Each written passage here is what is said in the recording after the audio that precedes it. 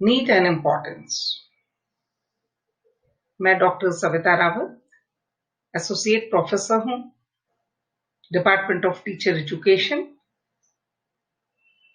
BA department में, DAV PG college Dehradun में। सबसे पहले हम जानेंगे कि मीनिंग या इसका अर्थ क्या है, या शिक्षण सहायक सामग्री आखिर है क्या। शिक्षण विज्ञान में हम देखते हैं कि हम सीखने की प्रक्रिया में कक्षा में बहुत से उपकरणों का प्रयोग करते हैं। बहुत से उपकरणों को हम अपने कॉन्सेप्ट्स को, अपने प्रत्ययों को, अवधारणाओं को समझाने के लिए, छात्रों में अनुभवों को चिरस्थायी बनाने के लिए, या जटिल विषय को सरल बनाने के लिए हम कुछ उपकरणों का प्रयोग करते हैं। ये उपकरण चार्ट हो सकते हैं, मॉडल हो सकते हैं, ग्राफ्स हो सकते हैं, या किसी चीज का लाइव मॉडल हो सकता है, या कोई प्रत्यक्ष ऑब्जेक्ट हो सकता है। तो इस प्रकार से हम इन सारी चीजों का उपयोग शिक्षण अधिगम की प्रक्रिया को और प्रभावी और इफेक्टिव बनाने के लिए करते हैं, लर्निंग के स्तर को बढ़ाने के लिए करते हैं। तो इन सबको हम शिक्षण सहायक सामग्री कहते हैं। ये शिक्षण सहायक सामग्री 3 रूप में मुख्यतः हमारे सामने विद्यमान है, जैसे ऑडियो या श्रव्य सामग्री, जिसे सिर्फ सुना जा सकता है, ऐसे ऑडियो टेप्स वगैरह हैं। इसी तरह विजुअल्स, जिन्हें देखा जा सकता है, पिक्चर्स हैं या चार्ट्स हैं या हमारे इस तरह के फिल्म स्ट्रिप्स हैं, बिना आवाज के टीचरों को एक्सप्लेन भी कर सकता है। और कुछ ऐसे हमारे ऑडियो विजुअल एड्स होते हैं जिनमें आवाज, जिन्हें सुन भी सकते हैं और देख भी सकते हैं।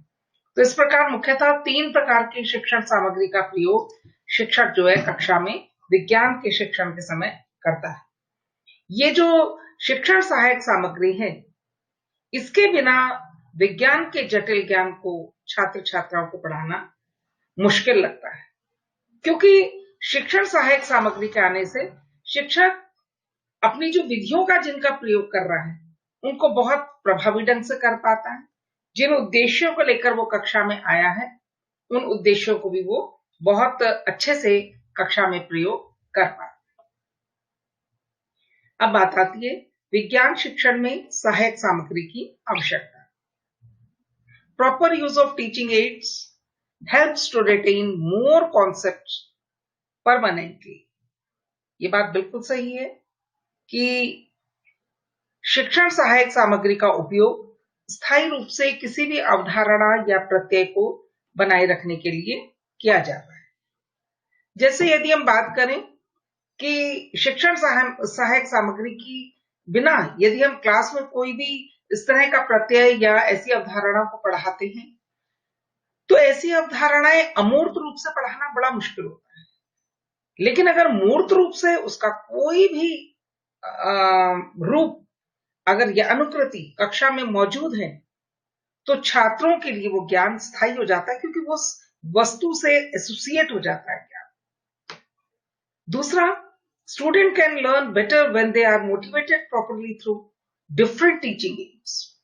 यदि छात्र शिक्षण सहायक सामग्री की सहायता से पढ़ते हैं तो वो प्रेरित होते हैं।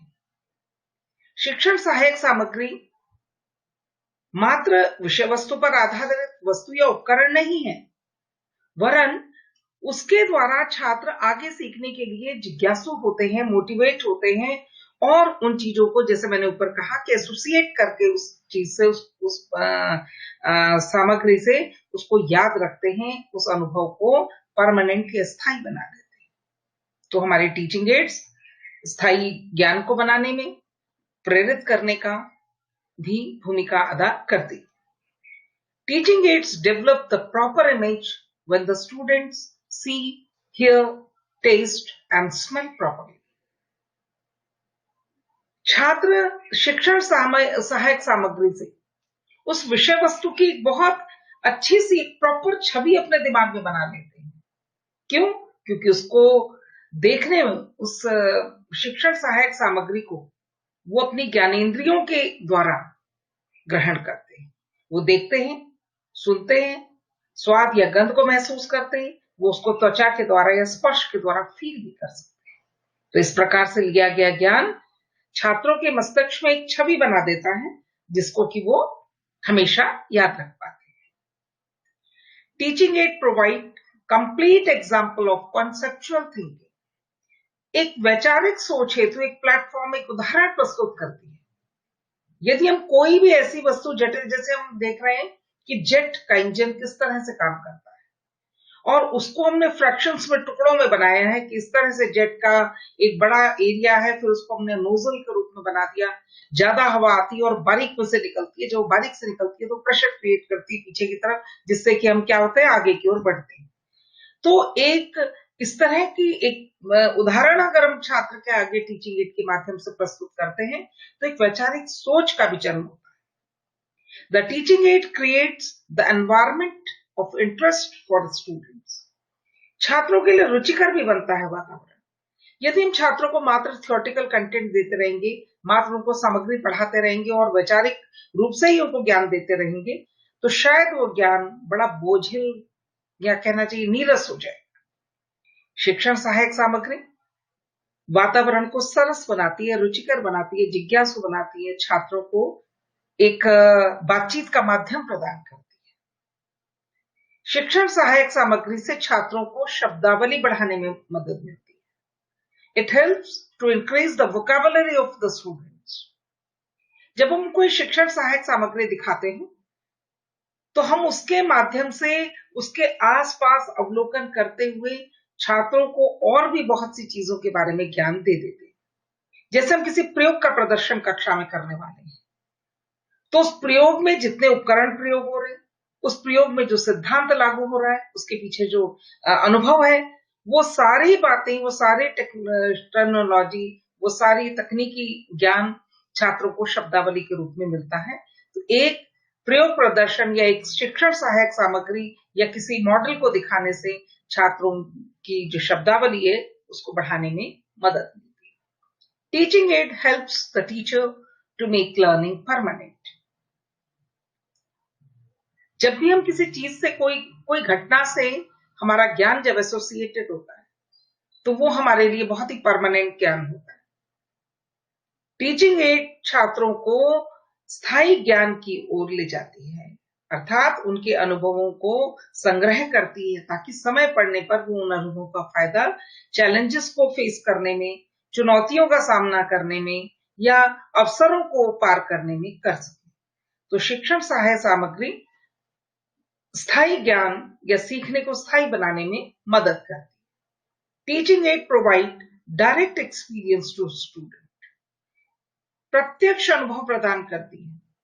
आपने देखा होगा, यदि हम शिक्षण सहायक सामग्री के रूप में हम उन ऑब्जेक्ट्स को कक्षा में ले आते हैं जो वास्तव में होते हैं, किंतु कभी कभी ऑब्जेक्ट्स बहुत बड़े होते हैं। जैसे अगर हम चाहे पोर्टलैंड सीमेंट का निर्माण का कोई मॉडल, तो उसको एज सच उठा के प्लांट को तो कक्षा में लाना संभव नहीं है। फोटो दिखाएंगे तो शायद वो 3D इफेक्ट नहीं आएगा, लेकिन यदि उसका हम एक छोटा मॉडल, एक मिनी मॉडल बना लेते हैं और प्रोपोर्शनेट बना लेते हैं, जब टैंक है तो वो बड़ा बनेगा, जब आपके पाइप्स हैं तो वो उतने बनेंगे, उनका एक प्रोपोर्शन होता है कि वो रियल की तरह की ही अनुकृति या प्रतिकृति हो, तो वो प्रत्यक्ष अनुभव छात्रों को प्रदान करते हैं। चाहे आप वास्तविक ऑब्जेक्ट से छात्र को पढ़ाएं, वास्तविक चित्र या वास्तविक वस्तु सामने रखकर पढ़ाएं। हम गुलाब का फूल पढ़ा रहे हैं, हम गुड़हल का फूल पढ़ा रहे हैं, सरसों का फूल पढ़ा रहे हैं, प्रत्यक्ष रूप से छात्रों को अनुभव मिलता है पढ़ाते वक्त। किंतु कुछ पौधे ऐसे भी हो सकते हैं जिनको कक्षा में लाना संभव नहीं है या वो उस क्षेत्र में होते ही नहीं है, तो ऐसी स्थिति में हम चित्र का, पिक्चर्स का या और बातों का सहारा लेते हैं। नेक्स्ट हमारे पास, जैसा कि मैंने अभी आपको कहा कि शिक्षण सहायक सामग्री किस तरह से हमारे उसको, क्योंकि देखना सुनना हमारी जो श्रवणेंद्रियां हैं, हमारी जो ज्ञानेंद्रियां हैं, हमारी जो दृश्येंद्रियां हैं, हमारी जो स्पर्श इंद्रियां हैं, ये सारी इंद्रियां हमारे ज्ञान के द्वार हैं। किंतु कितना ज्ञान हम किस तरह से प्राप्त कर सकते हैं, cone of learning by Edgar Dale से हम देखते हैं। 10% ऑफ व्हाट वी रीड, जो हम पढ़ते हैं उसका मात्र 10% हम याद रख पाते हैं या सीख पाते हैं। 20% ऑफ वॉट वी हियर, जो हम सुनते हैं उसका मात्र 20% शब्दों को हम याद कर पाते हैं। 30% ऑफ वॉट वी सी, जो हम देखते हैं उसको हम 30% याद रख पाते हैं। देखिए, पढ़ने, सुनने और देखने में 10-10% की वृद्धि होती जा रही है। लेकिन अगर हम किसी चीज को देखते भी और सुनते भी, यानी अब जैसे मैंने ऑडियो विजुअल एड्स का आपको उदाहरण दिया कि हमारे पास ऐसी भी सहायक सामग्री है, तो हमारा जो शिक्षण का स्तर है वो 50% तक बढ़ जाता है। Watching a movie, looking at an exhibition और अ फेयर, या जो भी आप कह सकते हैं, watching a demonstration, seeing it done on location, उसको देखना, कहीं पर भी किसी लोकेशन में जाकर किसी चीज को देखना। तो अगर हम किसी चीज को सुनते हैं, देखते हैं, उसकी पूरी प्रणाली को देखते हैं, सुनते हैं, तो हमारा ज्ञान 50% तक बढ़ता है, याद रख पाते हैं। ये हमारा डिपेंड करता है कि हमारा इन्वॉल्वमेंट कितना है। यहाँ पर पैसिव इन्वॉल्वमेंट है, यहाँ पर छात्र ने अभी अपनी बात नहीं की है, यहाँ पर पैसिव लिसनर है, सिर्फ स्पेक्टेटर है, ऑडियंस है, वो सुन रहा है, देख रहा है, पढ़ रहा है, बात कर रहा है, तो ये इसका पैसिव इन्वॉल्वमेंट है। लेकिन जहां हमारा इन्वॉल्वमेंट एक्टिव होता है, एक्टिव मीन्स अब हम इंटरैक्शन करने लगे, 70% ऑफ व्हाट वी से, यदि हम कुछ कहते हैं, किसी डिस्कशन में पार्ट लेते हैं, कोई टॉक डिलीवर करते हैं, कोई भाषण देते हैं, कुछ करते हैं, तो हम 70% ऑफ व्हाट वी से हम समझते हैं। कम से कम 70% हम जानते हैं जो हम कहते हैं। 90% ऑफ व्हाट वी डू, अगर हम उस काम को करते हैं, सपोज हम किसी नाटक में, ड्रामा प्रेजेंटेशन में भाग लेते हैं, सिमुलेशन के द्वारा कोई रियल एक्सपीरियंस लेते हैं, डूइंग द रियल थिंग करते हैं, या किसी सूत्र का निगमन करते हैं, किसी सवाल को हल करते हैं, किसी प्रयोग को स्वयं करते हैं, कोई प्रोजेक्ट खुद बनाते हैं, उस पर काम करते हैं, रिसर्च खुद करते हैं, तो 90% ऑफ व्हाट वी डू, क्योंकि यहां पर एक्टिव फेज में हम आ गए हैं, तो जैसे जैसे हमारा इन्वॉल्वमेंट बढ़ता जाता है, वैसे वैसे हमारा लर्निंग का प्रतिशत भी बढ़ता चला जाता है। हम उससे ज्यादा याद रख पाते हैं और स्थायी ज्ञान की ओर हम जाते जाते। टाइप्स ऑफ टीचिंग एड, सहायक सामग्री के प्रकार, जो मैंने भी आपको कहा था, दृश्य सामग्री, श्रव्य सामग्री, audio aids, radio, tape recorder, gramophone etcetera, जिनको सुना जा सकता है, जिनके माध्यम से हम सुनकर ज्ञान प्राप्त कर सकते हैं। दृश्य सामग्री, actual objects, models, pictures, charts, map, graph, flash card, flannel, bulletin board, chalk board, overhead projector, slide etcetera, जिनको मात्र हम देख सकते हैं, टीचर आपको एक्सप्लेन कर रहा है साथ साथ, लेकिन आप जिनको विजुअल एड्स को देख पाते हैं। और तीसरी है हमारे पास ऑडियो विजुअल एड्स, जो कि ऑडियो भी है, विजुअल भी है, दोनों क्वालिटी जिनमें है, computer, television, DVD, LCD, film projector, film strips etcetera. तो इस प्रकार श्रव्य दृश्य सामग्री, जिनका कि विज्ञान शिक्षण में प्रयोग किया जाता है, वो 3 तरह की मुख्यतः है। Importance of teaching add in science, विज्ञान शिक्षण में सहायक सामग्री का महत्व। मोटिवेशन, प्रेरणा हेतु, जब तक आप जानते हैं कि प्रेरणा नहीं होगी, तब तक व्यक्ति सीखने के लिए प्रेरित नहीं होता। अतः शिक्षण सामग्री विज्ञान में प्रेरणा का कार्य करती है, हमें मोटिवेट करती है नया ज्ञान लेने के लिए, नवीन ज्ञान की ओर जाने के लिए। क्लैरिफिकेशन, हमारी जो टीचिंग एड्स हैं, मैंने कहा था वो बहुत एग्जैक्ट होती हैं, वो काफी मिलती जुलती होती है, अपने ऑब्जेक्ट से, या लाइव ऑब्जेक्ट्स होते हैं वो तो सेम ही होते हैं। तो इस प्रकार हमारा उस प्रकरण के विषय में, विषय वस्तु के विषय में स्पष्टता के लिए शिक्षण सहायक सामग्री का बहुत महत्व है। डिस्करेजमेंट ऑफ क्रैमिंग, आपने देखा होगा जब हमें कुछ समझ नहीं आता तो हम उसको रट लेते हैं या याद करने की कोशिश करते हैं, जबकि याद करना समाधान नहीं है, हमें उसे आत्मसात करना है, सीखना है, अपने अंदर उसको समाहित करना है, उसको एक्सपीरियंस को लेना है। तो शिक्षण सहायक सामग्री के माध्यम से जब हम पढ़ते हैं, तो हम उस ज्ञान के और करीब आ जाते हैं। हम उस अमूर्त कॉन्सेप्ट को, उसके पीछे छुपे हुए मूर्त जो सहायक सामग्री है, उसके पीछे छुपे हुए सिद्धांत या उसके अंदर समाहित जो नियम है, उसको भी समझ पाते हैं, जिससे कि रटना या क्रैमिंग की जो प्रोसेस है वो डिस्करेज होती है। इंक्रीज द वोकैबुलरी, हमारी शब्दावली का विकास करता है, इसलिए भी बहुत महत्वपूर्ण है हमारी टीचिंग एड्स, क्योंकि हमें नए नए शब्दों का, नए नए उपकरणों का, नए नए वातावरण में मौजूद स्टिमुलस का ज्ञान कराती है। और इससे छात्र यदि एक प्रकरण को पढ़ने जाता है तो उसको कई सारे शब्दों या टर्मिनोलॉजी या टेक्निकल वर्ड्स का ज्ञान होता है। सेव टाइम एंड मनी, एक शिक्षक के पास 40 मिनट होते हैं अपने ऑब्जेक्टिव्स को कक्षा में पूरा करने के लिए। यदि वो टीचिंग एड के माध्यम से पढ़ाता है तो उसके समय और धन दोनों की बचत होती है। धन की बचत कैसे होती है कि वो हमारे शिक्षण सहायक सामग्री जो है मैक्सिमम ऐसी है कि शिक्षक खुद ही बनाता है। अगर हम इनको खरीदते हैं, मंगाते हैं, बहुत से ऐसे फर्म्स, ऐसी कंपनीज हैं जो इनको बनाती है, लेकिन शिक्षक अगर उनको बनाता है तो उसका कोई कॉन्सेप्ट क्लियर होता है, उसे भी कठिनाई का स्तर, छात्रों की किस विषय पर, किस जगह पर फोकस करना है, किस तरह से उन्हें पढ़ाना है, ये उसको भी सहूलियत होती है और समय भी उसका बचता है, उसको अपने ऑब्जेक्टिव्स को पूरा करने में कम समय लगता है। लाइव एंड एक्टिव क्लासरूम, शिक्षण सहायक सामग्री का एक महत्वपूर्ण जो रोल है वो ये है कि इससे पूरी कक्षा सक्रिय रहती है और लाइव रहती है, क्योंकि कक्षा में जो भी चीज दिखाई जा रही है, जो भी विषय वस्तु को समझाने के लिए जो प्रयास शिक्षक के द्वारा सहायक सामग्री के माध्यम से किए जा रहे हैं, उससे संपूर्ण कक्षा को सक्रिय रखा जा सकता है। संपूर्ण कक्षा को प्रश्न उत्तर के माध्यम से, पूर्व ज्ञान के माध्यम से, पूर्व ज्ञान को नवीन ज्ञान से जोड़ने के माध्यम से लाइव रखा जा सकता है। ये बहुत महत्वपूर्ण बात है। अवॉइड डलनेस, नीरसता से मुक्ति। शिक्षण सहायक सामग्री के होने से जो कक्षा में एक नीरस वातावरण, डल वातावरण, only chalk and duster and teacher talks, इसके अलावा और कुछ नहीं होता, किंतु शिक्षण सहायक सामग्री के आने से कक्षा में एक कहना चाहिए एक नई घटना, एक नया रोमांच आ जाता है, जिससे कि नीरसता खत्म हो जाती है और छात्र जो एंगेज हो जाते हैं, इन्वॉल्व हो जाते हैं।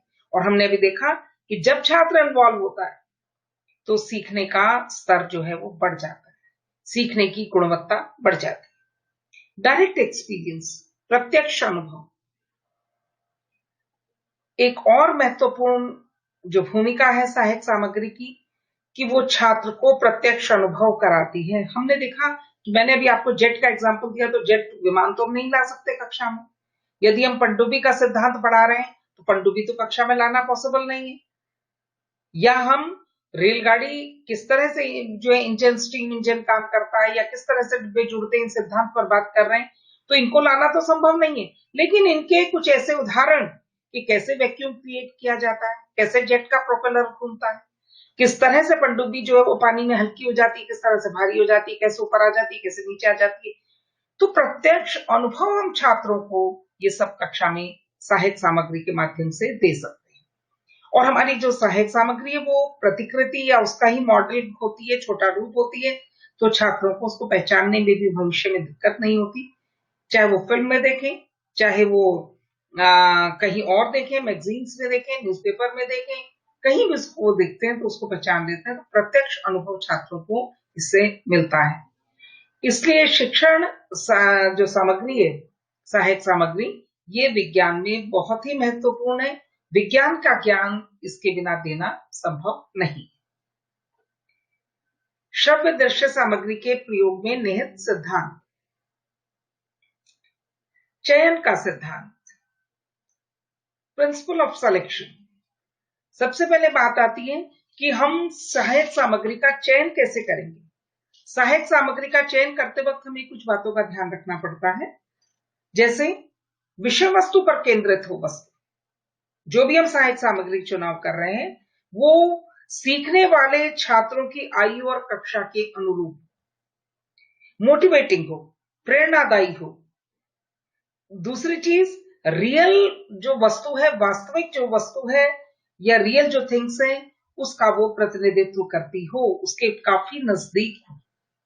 तो चयन करते वक्त हमें इन बातों का अवश्य ध्यान रखना चाहिए कि वो स्वाभाविक हो, नेचुरल हो, वास्तविक वस्तु का आभास देती हो या वास्तविक वस्तु हो। तो चयन का सिद्धांत यही कहता है। दूसरा आता है तैयारी का सिद्धांत या प्रिंसिपल ऑफ प्रिपरेशन। तैयारी का सिद्धांत ये कहता है कि शिक्षक को जहां तक संभव हो स्वयं सहायक सामग्री का निर्माण करना चाहिए। इस संबंध में उनको प्रशिक्षण भी दिया जाना चाहिए।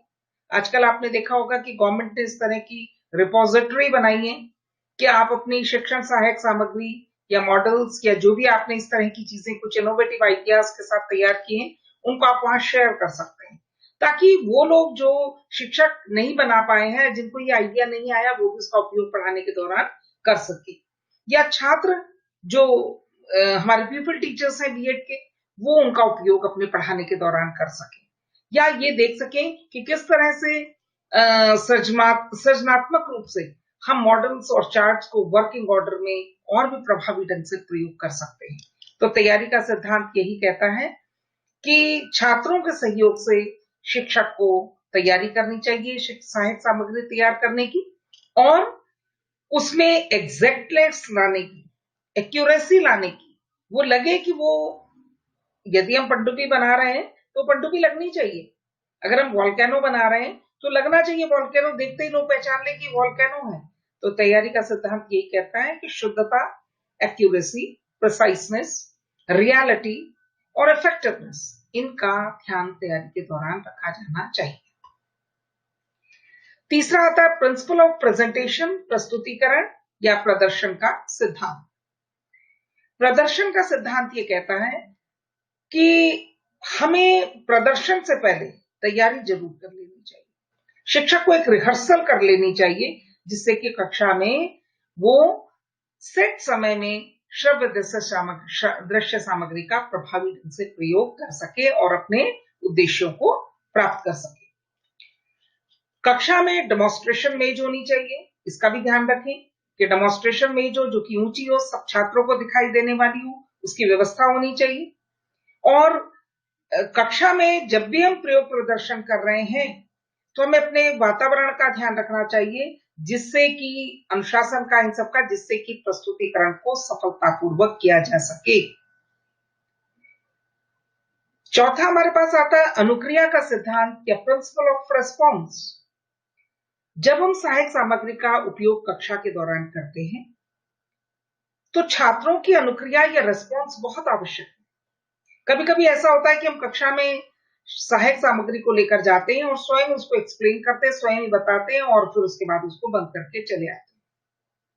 नहीं, हमें छात्रों के पूर्व ज्ञान का टेस्ट करना चाहिए इसके द्वारा कि जो शिक्षण सहायक सामग्री हमने बनाई है उसमें छात्र कितनी बातों को जानते हैं, उसका अवलोकन जब हम करते हैं, और उस पूर्व ज्ञान का प्रयोग नए ज्ञान से जोड़ने में किया जाना चाहिए।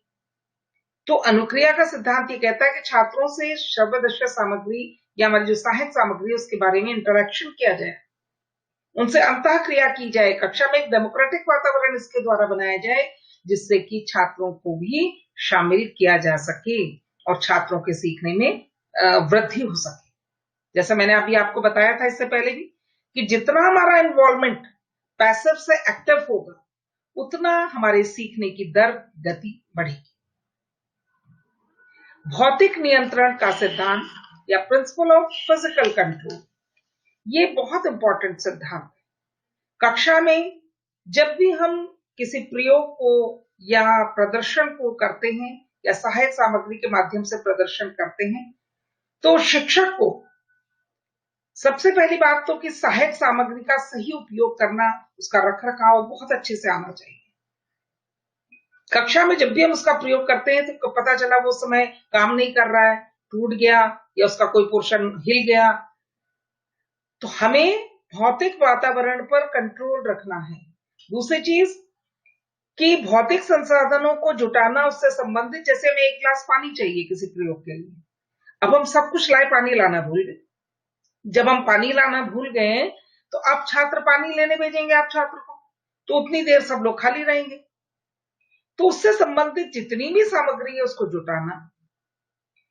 तीसरी चीज, कक्षा में अनुशासन और नियंत्रण को बनाए रखना। आपने देखा होगा जब भी कोई सहायक सामग्री शिक्षक के द्वारा प्रयोग की जाती है तो एक जैसे मदारी के खेल में जमघट लगता है उस तरह का वातावरण कक्षा में हो जाता है, या छात्र जो है वो बिल्कुल अपने व्यवहार को भूल जाते हैं, या सभी उसको देखने में और बातें करने में और उस पर वो जाहिर करते आश्चर्य प्रकट करने लगते हैं, जिज्ञासा दिखाने लगते हैं।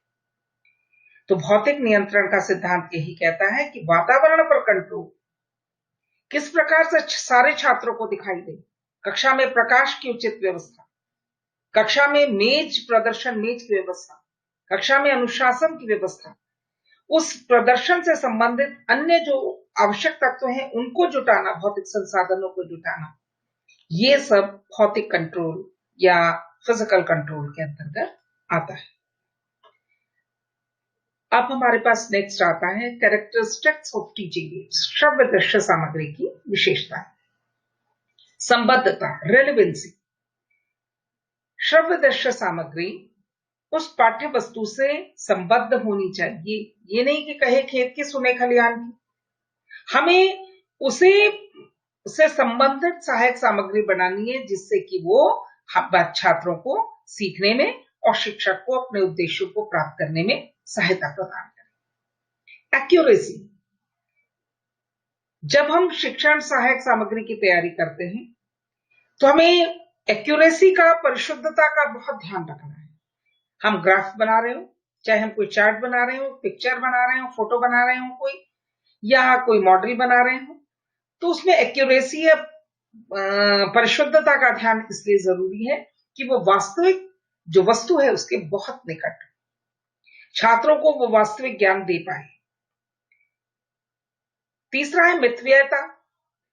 सहायक सामग्री मार्केट में भी मिलती है, बहुत सी फॉर्म है जो सप्लाई करती है, ऐसा बहुत कुछ है, किंतु हमें अपना बजट, मितव्ययता भी देखनी है।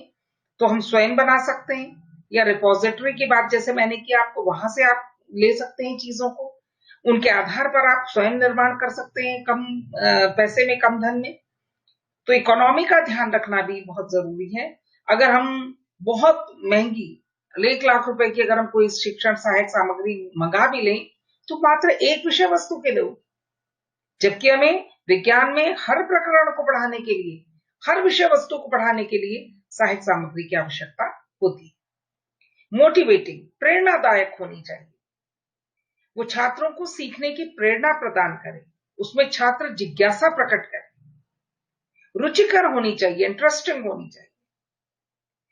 जो सहायक सामग्री है छात्र उसमें रुचि लें, उस पर बात करना पसंद करें, क्योंकि जितना वो उसमें रुचि लेंगे, इन्वॉल्व होंगे, उतना ही सीखने का प्रतिशत हमारा बढ़ेगा। उपलब्धता, अवेलेबिलिटी, हमारी जो सहायक सामग्री है वो उपलब्ध होनी चाहिए। जैसे हम सरसों का पौधा बढ़ाना चाहते हैं और हमें ध्यान आया कि अप्रैल में बढ़ा रहे हैं उसको, तो अप्रैल के महीने में या जुलाई के महीने में अगर आप ये बढ़ाएंगे तो वो उपलब्ध नहीं होगा। इसी प्रकार बहुत सी चीजें ऐसी होती हैं जो माना आज उपलब्ध नहीं है, तो आपको सोचना है कि उसके बदले आपने क्या करना है, या किस तरह से इम्प्रोवाइज करना है चीजों को, या जो चीज वास्तव में उपलब्ध नहीं है तो उसका मॉडल या उसका प्रतिकृति किस तरह से बनानी है, ताकि वो छात्रों को विषय वस्तु के शिक्षण के दौरान उपलब्ध हो सके। वैलिड, रियल, एग्जैक्ट, जो हम विषय वस्तु प्रयोग कर रहे हैं वो वैध होनी चाहिए। उस प्रकरण के साथ प्रयोग करने के लिए वो वास्तव में उसके लिए प्रयोग की जाने वाली होनी चाहिए। रियल, वास्तविकता के नजदीक होनी चाहिए, एग्जैक्टनेस उसमें होनी चाहिए। अनुकूलता, अडेप्टेबिलिटी, जैसे मैंने अभी कहा कि अवेलेबल नहीं है बहुत चीजें, तो हमारी जो सहायक सामग्री है उसमें अनुकूलता की गुंजाइश होनी चाहिए। ये नहीं है तो ये नहीं है तो ये प्रयोग कर लें, तो हम उसको पार्ट्स में भी बना सकते हैं। जैसे मैंने अभी कहा कि जेट, हवाई जहाज, लेकिन हमें जेट का सिद्धांत पढ़ाना, तो हम जेट के सिद्धांत को पढ़ाने के लिए हम उसको ब्रेक करके सिर्फ उसके उस पर भी बात कर सकते हैं। हमने उसका आगे का मुंह बनाया, प्रोपेलर बनाया, और हमने इस तरह से उसको प्रयोग किया कि किस तरह से ये सिद्धांत काम करता है।